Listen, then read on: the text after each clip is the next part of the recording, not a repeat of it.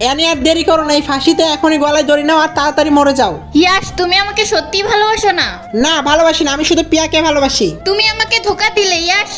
আরে এটা কি হলো? আমি যেটা দেখলাম সেটা স্বপ্ন ছিল। এনি উঠে যাও, নাটক করো না। ইয়াশ, তুমি ঠিক আছো তো? তোমার কিছু হয়নি তো? ছাড়ো আমাকে, আমি তোমাকে ডিভোর্স দিলাম, এখানে জলদি সাইন করো। ইয়াশ, এই নাও কফি। আচ্ছা, এই হলো প্রিয়া, যার জন্য ইয়াশ তার জান দিতে পারে। আরে এটা কি? এটা তো সেই ফাঁসির চিহ্ন। তার মানে ওইটা বাস্তব ছিল, স্বপ্ন ছিল না। এনি তোমাকে আজকে সিগনেচার করতেই হবে। কি বলতেছে এসব মনে মনে? কিছু না জানো, টেনশন ফ্রি থাকো। এই নাও এনি, গরম গরম চা খাও, আমি তোমার জন্য স্পেশালি বানিয়েছি।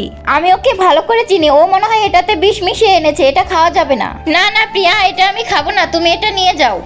আরে খাও না। আরে ও চা খাচ্ছে না কেন? ও তো চা খায়, এখন কি হলো? আরে আরে এনি, তুমি এটা কি করছো? দেখো ইয়াশ, ও ইচ্ছা করে আমার হাত পুড়িয়ে দিতে চেয়েছিল। ওই সাতচুন্নি, মিথ্যা কম বল, আমি তোর কাপ টাচও করিনি। পার্ট 2 এর জন্য সাবস্ক্রাইব।